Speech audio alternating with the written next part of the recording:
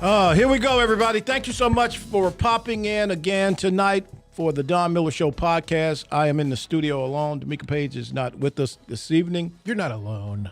I didn't get to you yet, okay? Again, thank you so much for joining us. Please subscribe and like. Tell your friends we're on live.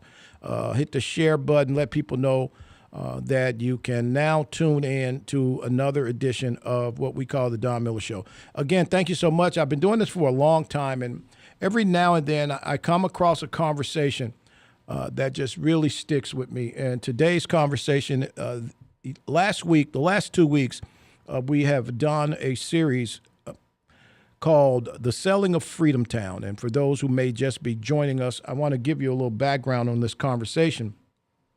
Eatonville, Florida is America's oldest black incorporated township, founded by former slaves. It is about 6 miles north of downtown Orlando. It is a town that was incorporated in 1887 by former slaves who had come to work in a city called Maitland, Florida, which is just to the east of Eatonville.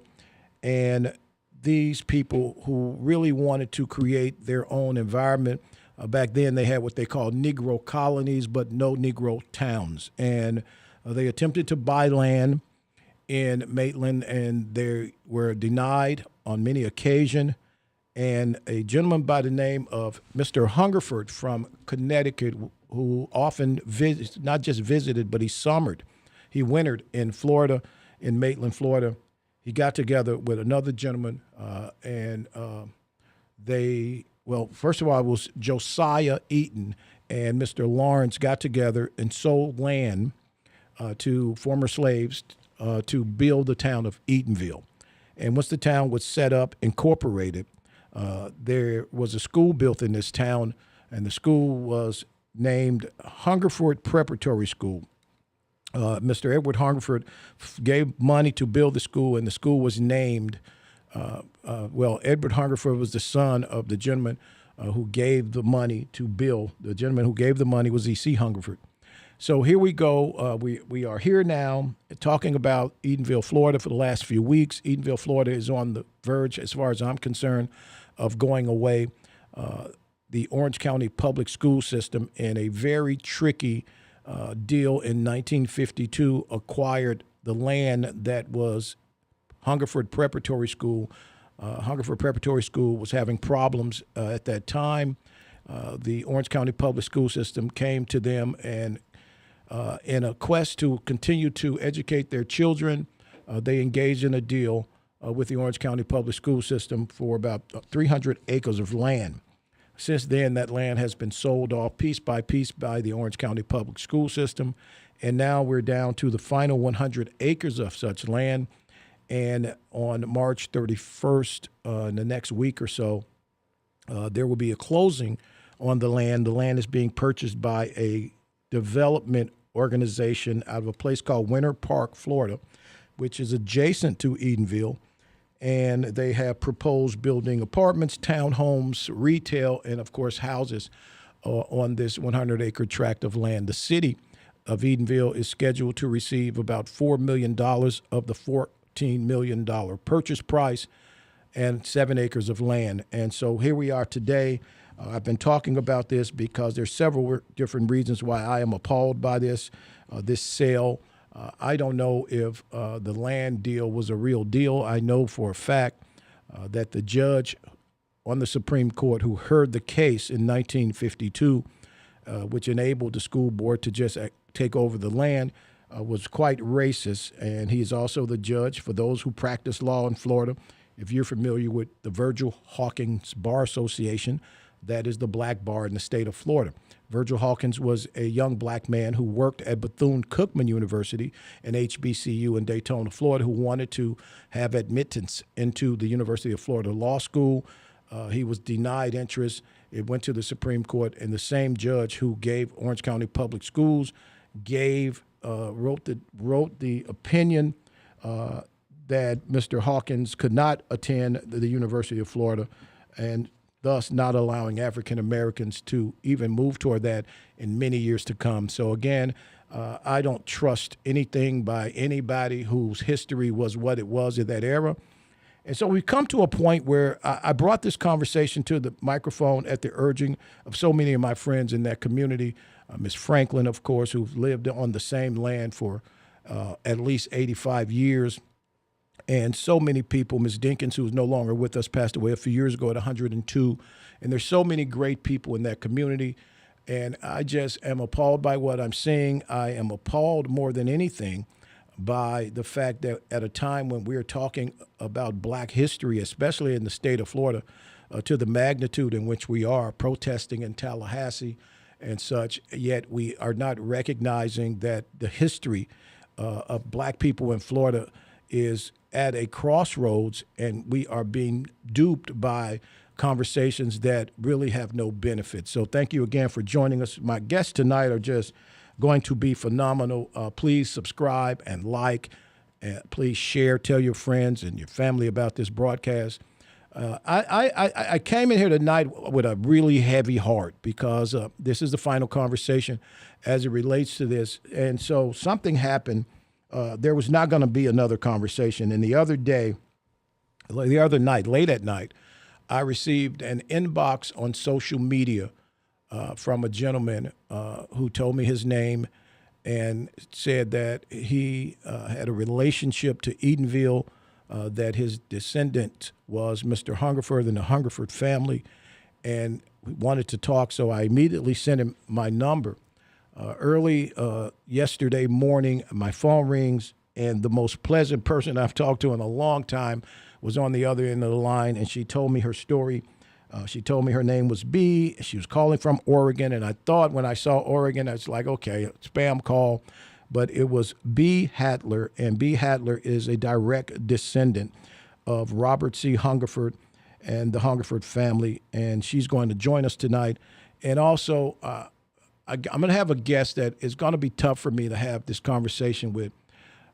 Miss Vera King. Miss Vera King not only graduated in 1954, I'm thinking, from Hungerford Prep. She spent a significant amount of her life working in that school until she retired. She also, for a brief time, was the city clerk in Eatonville, Florida. She's going to be joining us as well. So stay with us. I want you to just sit back, relax, and we're going to have what I think is a conversation that needs to be had. Listen, what's going to happen on the 31st is going to happen. I think that we have come to such a place where there's not a lot we can do to stop this.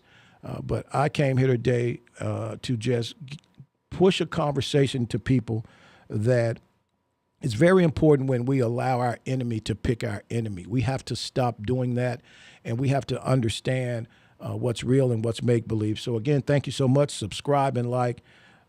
Phil, you know this has been heavy on my heart, man, right? And it was just so interesting when Miss B reached out to me. Excuse me. When Miss B reached out to me, and such a great conversation, an amazing woman. And we talked about how the land was donated. The land, of course, was donated in memory of her ancestor, Robert Hungerford, who was a doctor who cared for a sick black kid in that town when nobody else did. The kid had yellow fever. And the doctor, while caring for the child, later died. Such an amazing story. So listen, I want you to go read about Hungerford Prep. I want you to go read about Eatonville. There's so much more to Eatonville and the history of Eatonville. Of course, Zora Neale Hurston made it famous in her great writings. But I think it's important that we understand what real history is. So please stay with us, and this should be a good conversation. So we're going to go right to our guest. We got our guest on the phone. We sure do. So on the phone is Miss Vera King, and I've heard so much about Miss King. I don't know how I haven't met her in all these years of spending time in that community. We have a lot of friends in common, as she knows. Miss King, thank you so much for joining us. Sure. Hello? Hello? Yes, can you hear me? Yes, Yes, I ma'am. do. Thank you so much for joining us, Miss King. Well, thank you. You're welcome. I'm glad to be here. Yes, ma'am. So, Miss King, you grew up your entire life in Eatonville, Florida, correct? Yes. And you attended Hungerford Preparatory School, correct? I did. And what year did you graduate? 1955. 1955. Wow. So you were there when things were changing and the whole fight with the school board, correct? They had just changed over to the county when I came out here in 8th grade. Yes, ma'am. Okay. So how was it going to that school? Tell me a little bit about the school, and there were only 2 black schools within a 50-mile radius. Am I correct? That's correct. We had students who came from as far as Tangerine, Plymouth, Apopka, Winter Garden, and all of the surrounding areas, Winter Park. Mm-hmm. And they came by bus. Well, we eventually moved to Winter Park, and I caught the bus along with everybody else to come out here because this is the only place that we could come, that was convenient and had buses to pick us up. Yes, ma'am.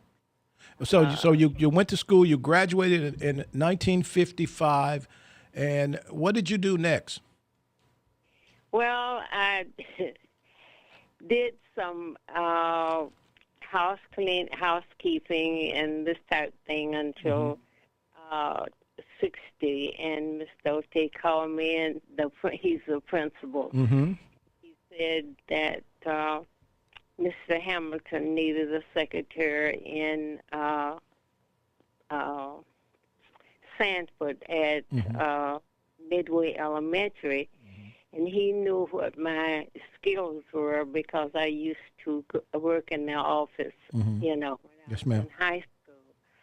So I went there for a year, and then he said, well, you'll have to let him know that you will be leaving at the end of this school year because I need a secretary. And so I ended up out here in 61, and I retired from there in 99. Wow.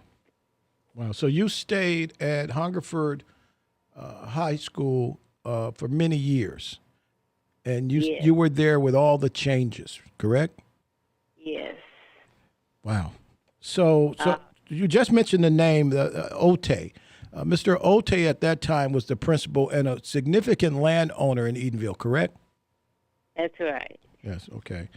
So you retired there, but tell me a little bit about your transition for a couple of years to being the city clerk of Eatonville.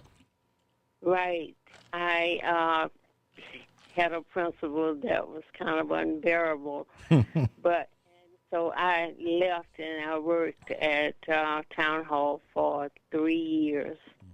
And then they got another principal, and he asked me to come back, so I did. Wow. And I was there until I stopped work. So how was Eatonville during that era? You growing up? Tell me about Eatonville. The one thing that I remember the most about Eatonville is that the bell ringing, the church bells ringing for service, or if someone had passed, one of their members. I remember the bell from the school, and I was a little girl, and I questioned my grandmother who kept me. And I wanted to know why the bells were ringing, and she explained to me that the first one was for the kids to get up and do their chores, and the second one was for them to come in and have their breakfast, and the third one was for them to go to class. Wow. And from, the bell rang for each class. I was remembering that Bishop Whipple donated that bell to the school in 1903. I tried to get a little bit of some of the history as I worked there. I knew 3 sets of the principals. I knew Lorenzo Hall and his wife, and I knew That's okay. You've done your work. You don't have to remember. It's great to just hear. John Hall and his wife, Lillian. Yes, ma'am. She was a librarian, and she was a music teacher. They always had a chorus. Yes, ma'am. There are a number of things about the school that I thought was unique in that we had so many vocations that would put us into the working world. And until that school closed, that was the way that it worked. We had kids who were not doing well in the regular high schools who came out here. And, it became integrated like all the other schools. And the kids enjoyed it. We tried to make sure that they felt welcome, all of them, no matter where they came from or what the circumstances were. Yes, ma'am. And we got involved in not just the teachers, but staff, including the custodians, even the lunchroom workers. Everybody just kind of wanted to make the kids feel welcome. So kind of like a family, would you say? Yes. Okay. So let me ask you one more question. So during that period, what did you know about the actual name Hungerford and the history of the school? Well, and we had pictures even in the front office of Mr. Hungerford and one of the board of trustee, one of the trustees. I can't remember his name right now. And it was, I don't know. We were taught the history of the school when we were, civics teacher. She didn't bite her tongue about the things that, she taught us out of the book, but she also taught us just regular, everyday living. Everyday living, right. Well, Yeah. Ms. Vera, I have someone joining us here on the phone whose great-great-great-granddaddy was Mr. Robert C. Hungerford. And so I want to bring her on. Thank you so much. Bea Hatler, who is joining us from Oregon, they reached out to me. Her son, Matt, reached out to me after seeing a clip. And she saw you on a television newscast. And the first thing she said to me is, I want to talk to Vera King. So, Miss Vera, Bea, are you there? I am here, yes. Okay, great. So you can, any questions you have. Bea is appalled also by what she's seeing. She's joining us from Oregon, but she's been following this and paying attention to this. So you got any questions or anything you want to say to Miss Vera? Miss Vera, I am honored to hear the name Hungerford, Robert C. Hungerford. I'm honored to hear that you participated in that school and that they treated the students with dignity and respect. And my ancestry demanded that the Negroes would have education and a place to live. And I'm appalled by the Supreme Court judge, and their family should step forward and ask for, for this to all stop. The developer should understand that this was not for them to even purchase, nor any of the land in the 50s and 60s to purchase. It was donated to Eatonville and to you and the citizens of Eatonville, and I am absolutely appalled. I was born in 51, so I had none of this history, and my father died a few months before I was born. But let me tell you, I'm appalled. That land should be given back to Eatonville, and you should figure out what we should do with that land. Community, housing, affordable housing, not where they're going to rank the rents up and the cost of it. So nobody from Eatonville could afford it. You know, B, you and I talked. B, you and I talked yesterday, and you hit that continually in our conversation. Go ahead, Miss Vera. Well, I came across a supposedly contract that was down in the supply room, and I was trying to clear out in there, and it was saying that the land, you know how they do those contracts for $1? Mm-hmm. Yeah. Well, this is what that one said. Now, whether that was the actual one or not, I don't know. What I did is I took it up front and put it in a file, in a folder, and put it in my file cabinet. Well, I retired before they closed the school down, and it is just, it's frustrating. You know, it's a part of a lot of us. And in fact, the citizens who I knew as a child are all gone now. But it was just like a church. It was, you know, as much a part of us as the two churches that were there, St. Lawrence and Macedonia.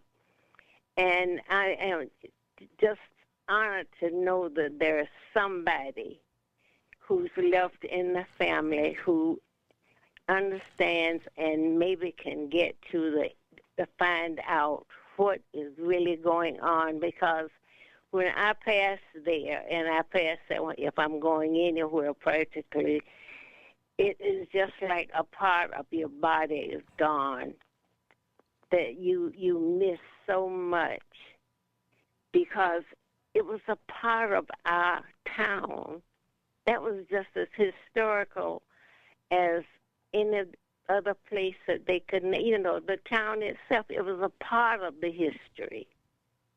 And I don't know, maybe I'm beginning to sound like a broken record. No, you're not at all. And what's appalling to me, and I listen, Miss Vera, I'm sure they've told you how I am on the radio and on this podcast. What's appalling to me is, and I drove by there today, go there often to get lunch at Miss Kim's, and I drove by there today, and it's so hurtful when you see this land with signs in a town. This land was donated to these townspeople, and the signs on the fence says, "Private property, do not enter." How the hell is it private property? You took land from people, and then you put a sign that says private property. It's absolutely appalling. You know, the thing that people have seen, what I'm aware of, is that they have, the school board has profited so much from the property that was donated out here. First, I won't say first, but I-4 came through. They got money for that. A lot of money, right? Absolutely. There are businesses on the other side of I-4 that was a part of our campus, because when I was in high school, we didn't have a gym, so we had to have PE outside, and we could see all the way down to the end of our property going in that direction. All of that now is businesses. Mm-hmm. And just so many changes. And, you know, we didn't profit from it. We didn't get a gym until 1954. Mm-hmm. That's why we had PE outside, except if it rained. Then there was one building that we went into and had written, you know, classes and this type thing. And it takes your breath away, really, to see the way that they have profited, and that none of it that I know of has come back here. We had a billboard sign that we got permission from Channel 2 they didn't want to do it. They gave us the rights to have a billboard, and the first year we got the money for it, and after then all of the money had to go to the school board. B, when you hear this, right, and you're thousands Yes. of miles away in Oregon, when you hear this, right, when you first heard this story, and now that you hear it from Miss Vera, tell me your thoughts right now. Well, my thoughts are this. There was an article in California, and some Negro people had it for years, and it was stripped from them. Beachfront And property, yes. Yep, and they got their property back about 2 or 3 years ago. And I'm telling you, this has got to stop. You are stealing from our family who donated this and made it in writing that it was not to ever be sold. This is not right. And I've been in real estate 34 years. I still am. I'm city planning commissioner for our city, and I get it. And this is wrong. And I think that your governor should put on his big boy panties and stop all of this at this moment. That's how I truly feel. It's interesting you say that, because I'm amazed at it, and I've been taking shots, as everyone knows, not only on the governor, but the mayor of this county, who is an African-American gentleman who is from this area and who went to the black high school, and not this one, but the only other one, and he has yet to open his mouth on it. And so, again, you ask the question, right, when it's time to vote and it's time for them to come around and get your vote, everybody has a conversation. But to listen to Miss Vera King, this is painful for me, guys. I am struggling with this broadcast right now. And to sit with not only Ms. Vera, but to go and talk to Ms. Franklin, who has been on that land for 80 plus years. Can somebody call this what it is? It's wrong. And so I just, I wanted to do this show, but I wanted the people to understand who stopped me and asked me about my passion. This is why. This is exactly why. I have a woman in Oregon whose people said this is what this land was for. And I have someone who lived on this land, who harvested this land, who raised children, who. This is crazy that there is no outcry to a greater magnitude. So I just wanted to use my platform today to just express my anger, my disdain for those who are sitting with their mouths shut, and just kind of bring this conversation to the forefront. And it's really appalling. It's wrong. So Ms. Vera, let me ask you a question. So you have been there through all of this, through several mayors, going back to Mayor Vereen and Bing, and of course, many of the new guys. How did it get to this point, Ms. Vera? In your estimation, your thoughts, how did it get to this point? I think that either somebody profited from this move, or they didn't have the knowledge to look into it before it was too late. Mm-hmm. I don't know how or what the city had to do with the school or the outcome of the school. I don't know that, and nobody else seems. But from all of the things that I was exposed to during the time that I was working out there, and they had kept a lot of the records mm-hmm. that were there when it was a boarding school, and it just all seemed to be that, hey, this is for education and education only. Ms. Vera, it's funny you say that, because B sent me documentation yesterday. Again, thank you, B, for that. Of course, I really appreciate it. B sent me family documentation, Phil. And on the family documentation, it talks specifically about educating black folk. This is what this land, this is what this donation was about. This land was given specifically for educational purposes. You found that document. You say someone in the family has held on to that for a long time, correct? Yes, my father was married previously before my mother, and he still has two living sons who are my half brothers. And my brother George Nye, his daughter, did all of this historical work. And then about 5 months ago, I wrote to Oprah, never heard back from her. And then when I heard this, my brother sent me the link on the Sunday morning show. Let me tell you, if I was not so far away, I would be in your town with my picket. And the Supreme Court is appalling to me. They should reverse it. The governor of your Florida state should step up and say this is wrong, and we cannot lose this. This is history. History. Don't you get this? It's not like it happened 10 years ago. Our family gave it, and let me tell you, I want to stop it now.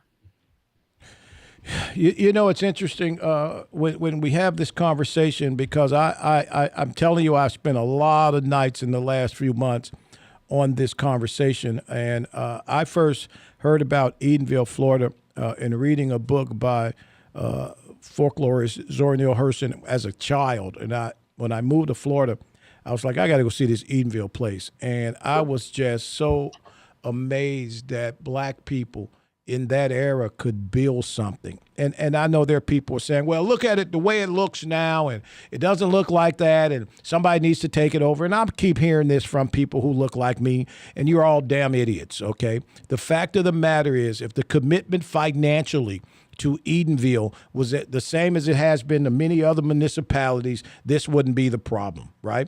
And I can tell you that I just wanted to see if it has to happen, can it be done right? And B, you're in real estate, and you've been in real estate for a long time. And I had a conversation today with a developer in Chicago, and he said, look, you can't build an airport in America or a federal building, or you can't build a college that's getting federal funds without some level of minority participation, right?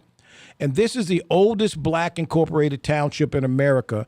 And you got developers who didn't find it okay or even think to bring in minority participation. That is the level of arrogance that's offensive to me. So my concern is this, right?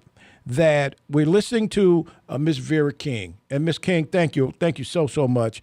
And we're listening to Bea Hatler, okay? Two women who come from this conversation at the base of this conversation, yet nobody's trying to hear it. And I am at a place right now. Again, let's go back to the Supreme Court decision, Fiske versus Coddington.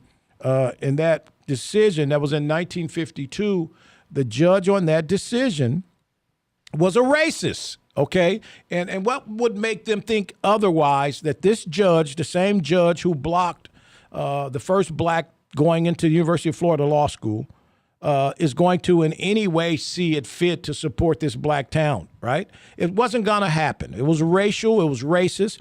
And even to a point where the lawyers who represented Eatonville at the time, Edward Gurney, who was at Gurney and Hadley, my good friend Leon, passed away recently at 90 plus years old. We talked about this, and he talked about how going to deal with Justice Matthews, you knew what the outcome was going to be. As you said, B, somebody should be ringing the bell that this was not right, even in 1952. Can you hear me? Yes.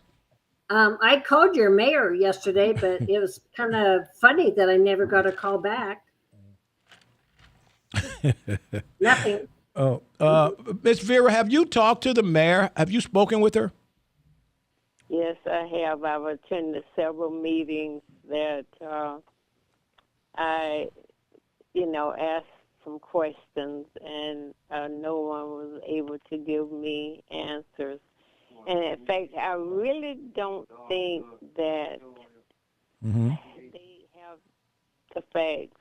I don't know. I just feel like they're kind of lost. You know what I mean, I don't. I'm not trying to down anybody or anything of that sort, but the town has not been actively a part of that school.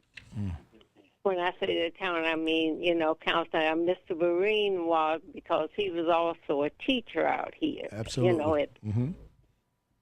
But listen, so let me just say this, B, since you're across the country. The current mayor is a employee of the seller of such land. So I really don't expect the current mayor to say much, okay? Because the current mayor is an employee of the Orange County Public School System who, as far as I'm concerned, stole the land. And so, of course, the mayor is the mayor. She has to say a few things, but I don't think that she can say much because I think she has a job to keep. My concern is that the other people who raise their voices so loudly in Orlando or in this region of the country are so quiet on this conversation. I'm concerned that and I've heard people in that town who think that it's a good idea for the land to go away. If you put 800 addresses in Eatonville, Florida, within 4 to 6 years, that the demographic will change and the people will not be able to live there. B, you've seen this in real estate for years, I'm sure, right?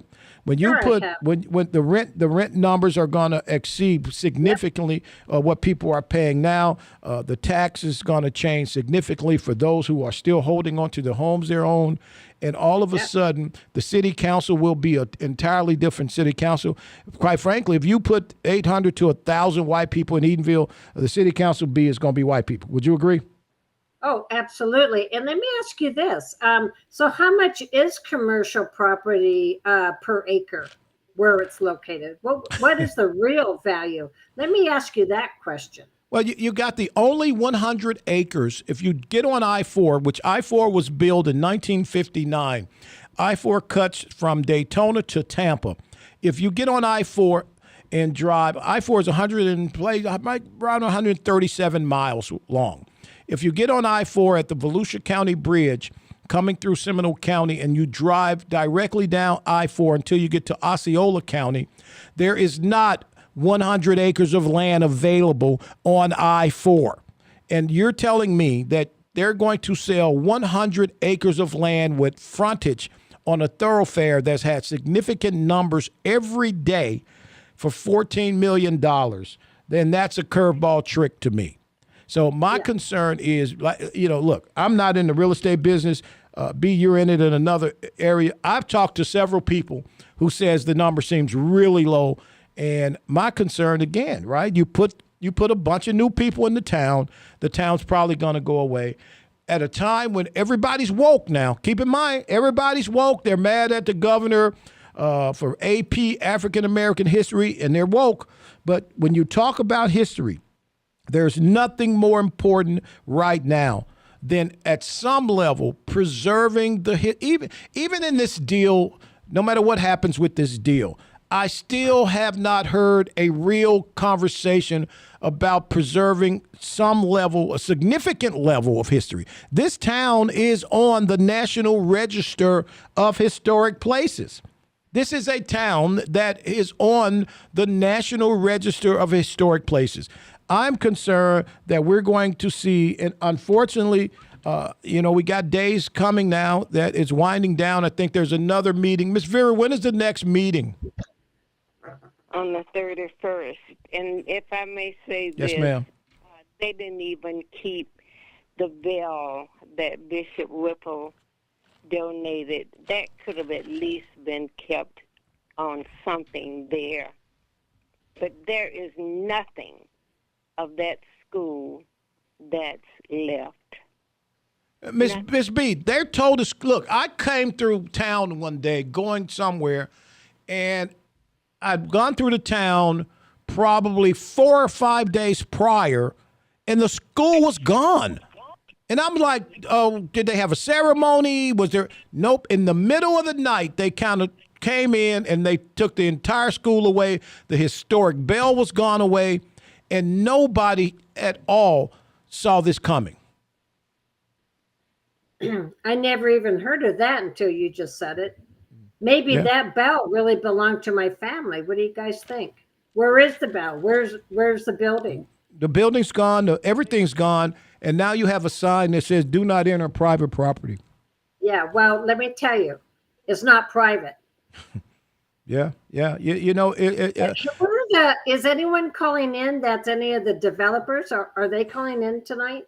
No. We reached out to everybody, but of course, nobody's going to seem to respond or want to engage in this conversation. Last week, we had one of the council members on, and he was just as baffled as we are. I spoke to the former mayor, two former mayors, who off the record didn't really want to have a conversation publicly. And it has come to a point where tonight's conversation to me was just to introduce Miss Vera, who Miss Vera, I appreciate you so much, to her conversation and what she's seen in her many years in that community, to the lady whose family donated that land, donated that school to that community. And I just can tell you, information is so important to all of us. But if we're talking about history and maintaining history and preserving history, this is a conversation that should be on the lips of everybody of color, for sure, in Central Florida and probably across the country, with the historical significance of Eatonville, Florida, and Hungerford Preparatory School. That school had young people living in a boarding school that, Ms. Vera, they were coming from all over the area, the country pretty much, right? Yes, because and especially in Florida, the way I really found out is we had a reunion in the 60s. I've forgotten the year, and we found names and addresses of a number of students who were from all over Florida, and a couple of them from Georgia. It's like it served such a good purpose. I remember Mrs. Bethune came over a couple of times when I was in high school, and it was like a privilege, for her to come. And she had a lot of input with some of the things that we learned and in talking with the teachers, which a lot of it they passed on to us. Believe it or not, I really feel when I talk to my kids sometimes that the education that we received there didn't only put us into the working world, but it helped us to succeed at what we were doing. I kept books there at the school, and I'm aware of money that they actually sent to us or used on us. And let me tell you, out of the money that they got from the sales of all of that property, from Wymore down to the end of that property, and some of it that was donated down on the other side of Kennedy, people don't really realize that there were. I remember the orange grove that went all the way around to where it is now the Denton Johnson Center, because the boys used to have to pick oranges. That was a part of the age going, And it's just amazing that out of all the money that they received, that they put as less into our school as they possibly could. They improved on all the other schools. This one they let come apart by mildewing and that kind of thing. So naturally, Miss Vera, hold on for a second. For what Miss Vera is speaking of, guys, is when the Orange County Public Schools took over Hungerford Prep, they didn't put money into this school. They did not invest money into this school. This school's level of deterioration became greater after it was taken over by Orange County Public Schools. Is that what you're referring to? Yes. Absolutely. But they got a lot of money by selling off the land, but none of the money went back into the school. They built a gym in '55. That's the only building until they finally put a library and one other classroom, or 3 classrooms over there. That was the other part that they added on. And we finally got a football field and, a stadium. Mm-hmm. When I first started school there, we used to have basketball games at night. Mm-hmm. They had like fires in the corners. Mm-hmm. And I'm trying to remember what else they used for light, but they played on a clay court. Wow. And this was a part of Orange County Public Schools at that time? Yes. Wow. And you just mentioned Dr. Bethune, and for those who may not know who Dr. Mary McLeod Bethune is, Dr. Bethune was a true innovator of her time. She was right at the front of the women's suffrage movement, of course, the 19th Amendment. And so often you hear her name. She founded Bethune-Cookman University, HBCU, that's been around and doing great work for a long time. She was a part of a presidential administration. And so I found some documentation that kind of threw me off, that she was a part of committing money to the school as well, correct? Yes. Wow. Especially during the time it was a boarding school. Yes. Okay. Wow. So when you hear these kind of stories, Bea, tell me a little bit about what your thoughts are when you hear these stories, because as families grow and go in different directions, so often we lose a part of our history. So when you hear these stories, and Dr. Bethune was in the Roosevelt cabinet for real. She was the black person in the cabinet because of her best friend relationship with Eleanor Roosevelt. I'm sure you know about that, Ms. King. But when you hear these stories, Bea, tell me your thoughts, because your family's done significant research. You sent me your family group sheet, and this is definitely on there. The Hungerford School is on the list. But tell me a little bit about your feelings at this point. I really feel that we should be heard. Our voice needs to be heard. It's strong. Shame on the school board all the way up into today's date. Shame on the school board. Shame on the Supreme Court. Shame on the mayors back in the days and up until today. It's shameful. It belongs to Eatonville. It does not belong to anyone else. And you're stealing from us, from them, not us. I don't want it. Our family's not going to want it. My grandson lives in Orlando, 27 miles away from Eatonville. And let me tell you, I am absolutely appalled. And you better put a stop to this, Florida, because this is the first Negro school in America, and you demolished it. I didn't even know that. The bell is gone. What right did you have to do this? And who's behind it? And I don't care. We all bleed red blood. We're human beings. And when my family can step up and take care of a sick Negro boy that nobody else would, absolutely, and gave land for education, this is appalling. And the school board does this? And it goes back to what I said early on when I talked about how your ancestor died from yellow fever after taking care of a young black man who had yellow fever when nobody else wanted to take care of him. Right. Miss Vera, are you there? Yes. Miss Vera, before we wrap up, I just want to tell you thank you so much for taking the time to join us. And I just got to let you have some closing words, because I want people to understand what this is doing to you and to Miss Franklin, and to the history of what Miss Dinkins did in that community, and to so many other people who committed, Mr. Ote, and the Verines and the Beechams and many of the families, right, who came through that community, how this has to be really hurtful. It is hurtful. It gets to be quite painful. Maybe I am overreacting because I was involved for so long.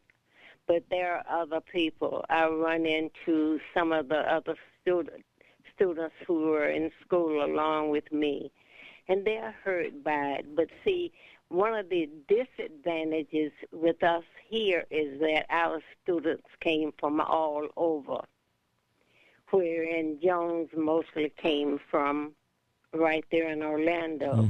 Because if they had done that to Jones, believe me, excuse the expression, but all hell would have broken Absolutely. loose. No question about it. Right. I totally agree with you. And I'm going to go to some of our listeners who are sending us messages. Larry Hopkins said that Eatonville was Eatonville before Zora. Larry, I totally agree with you. Zora put in writing mentions of Eatonville, but Eatonville was way before Zora Neale Hurston. She brought some attention to the community, but there was an Eatonville, Florida, way before there was a Zora Neale Hurston. Thank you so much for that. Thank you so much, LaTanya Gibson Bowman. We appreciate you following us, Eliza and Michelle, and so many of you who are following us. Kwanzaa, thank you so much. And before we let you go, Bea, can you just kind of leave us with some words? I can. I want peace in Eatonville. I want peace in our soul. And we know that this was wrong. And it's hard to ask for forgiveness on this. But I think the Supreme Court should bow down to us and help us. I think your governor should be graceful enough to give us attention and to stop this development and figure out what we'll do with the land later. Just right now, we need it to stop. And I'm in real estate. I've seen stuff stop before the day of recording at the courthouse. Stop this development and take the damn do not trespass. It's not your land. Yeah. Thank you so much, Bea. Thank you so much. You're welcome. Bea, give my regards to your husband. And again, listen, this is very important. Bea Hatler from Oregon. Bea, what town are you in Oregon? I'm in La Pine, which is 20 minutes south of Bend, Oregon, in Central Oregon, where all the skiing goes. We still have snow. Okay. Okay. Well, thank you so much, Bea. We appreciate you joining us. And again, thank you to your family, to your ancestors for donating this land and committed to helping and educating Black people in that area. Thank you again. Thank you. Thank you. Phil, you know what, Phil? Let me just say this, Phil, before you, Phil, are you there? Okay. I'm here. Let me just say this, man. This is a problem.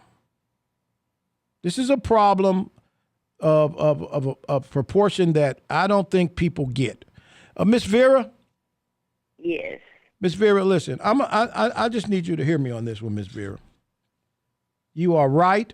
I need you to keep talking. I will be at the next meeting with you. I encourage everyone to show up at the next meeting on the 31st in Eatonville, Florida. I'm going to put this out there on every platform. I will give you the time and the place of this meeting. We need all people on deck for this meeting. I need people to show up at this meeting on the 31st. This is not right. There's nothing right about it. We just heard from the descendant of the people who donated the land, Phil, and she's saying it's not right. So I need everybody to show up. And Larry Hopkins, put this on your pages, man. Listen, Zenda and Quetta Jean and LaTanya, put this out. We need to show up at the meeting on the 31st and support Ms. Vera King and the citizens of Eatonville. And it goes back to what D'Amica Page has said so often. We have to ask questions. We have to ask the right questions. And Sandra Blanding just said, where's the attorney who can file an injunction to stay this action? That's a good question. We're going to probably work on that. The Southern Poverty Law Center is involved. I think they're going to be filing something in the next few days. I hope they will But this is just unfortunate. It is at a time when Negroes in America are talking about being woke and in history, especially Black history. Then I think that we are missing the boat on this one. Miss Vera, thank you so much. Thank you. It has been a pleasure talking to you, and especially to. There's no wait. Well, I just got a message from the councilman that says that's the day of sale. There's no more meetings. There's no meeting on the 31st. Wow. What? So the land, that is the day of sale. The only thing can happen now is the developer feels some kind of way and pauses this or comes back to the conversation and decides that what's happening right now is not the right way to do it. So it looks like the day of sale is the 31st. That will be at Orange County. So I'm going to get some more information, and I'm going to share that with people. I just think that this has really – it's a sad day. Ms. Vera, go ahead. I'm so sorry for cutting you off. I just got a message. Go ahead. No, after hearing that, I was going to say I reach out to my fellow classmates, schoolmates, and the ones before and after me to let everyone know exactly how they feel about it. But if it's already done, I had a feeling that they were going to go ahead and finish up quickly to get this off their back. You know, it's one of those things that we are a day late and a dollar short.